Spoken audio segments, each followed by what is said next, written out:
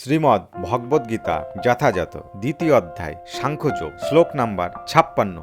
দুঃখে সনুদিগগ্ন মনা সুখে সুবিগত স্পৃহা বিতরাগ ভয় ক্রোধ স্থিতি ধীমনু নিরুচ্যতে।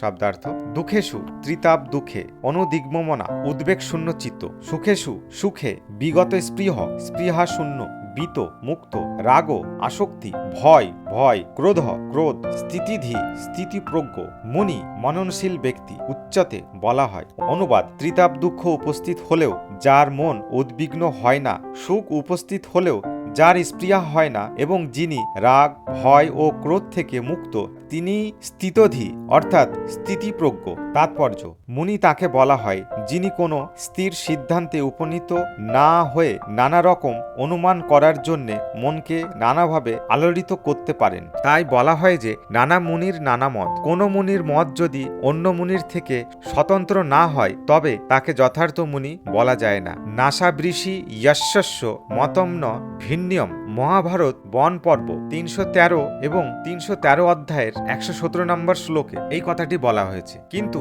ভগবান এখানে বলেছেন স্থিতি ধীর মুনি সাধারণ মুনিদের থেকে ভিন্ন। স্থিতি ধীর মুনি সর্বদাই কৃষ্ণ ভাবনাময় মগ্ন, কেননা তিনি জল্পনা কল্পনামূলক সমস্ত কার্যকলাপের পরিসমাপ্তি করেছেন। তাকে বলা হয় প্রশান্ত নিঃশেষ মনোরথান্তর। স্তোত্ররত্ন 43 নম্বর শ্লোক। অথবা যিনি জল্পনা কল্পনার স্তর অতিক্রম করে উপলব্ধি করতে পেরেছেন যে বসুদেব তনয় ভগবান বাসুদেব বা শ্রীকৃষ্ণই হচ্ছেন সবকিছু।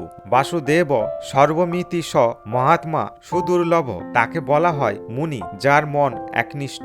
এই ধরনের কৃষ্ণ ভাবনাময় ভগবত ভক্তকে জড়জগতের ত্রিতাপ ক্লেশের কোনো আক্রমণেই আর বিচলিত করতে পারে না, কারণ তিনি সব রকমের দুঃখ দুর্দশাকে ভগবানের আশীর্বাদ বলে মনে করেন। তিনি মনে করেন তার পূর্বকৃত অসৎ কর্মের ফলস্বরূপ আরও দুঃখ দুর্দশা তার একমাত্র প্রাপ্য, কিন্তু ভগবানের অহেতুকী করুণার ফলে তার সেই সমস্ত দুঃখ দুর্দশার ভার অনেক লাঘব হয়ে গেছে। তেমনি যখন তার সুখানুভূতি হয় তখন তিনি নিজেকে সেই সুখের অযোগ্য বলে মনে করেন। তিনি ভাবেন ভগবানের কৃপাতেই তিনি ওই রকম সুখপ্রদ অবস্থায় রয়েছেন এবং ভগবানের সেবায় তাই আরো বেশি করে আত্মনিয়োগ করতে পারছেন। ভগবানের সেবা করার জন্য তিনি সব সময় সৎসাহসী ও তৎপর এবং কোনো রকম আসক্তি বা বিরক্তি তাকে সেই সেবা থেকে বিরত করতে পারে না। নিজের ইন্দ্রিয় তৃপ্তি করার আকাঙ্ক্ষাকে বলা হয় আসক্তি এবং এই ধরনের ইন্দ্রিয় তৃপ্তির আকাঙ্ক্ষা না থাকলে বলা হয় বিরক্তি। কিন্তু যিনি কৃষ্ণ ভাবনায় অবিচলিত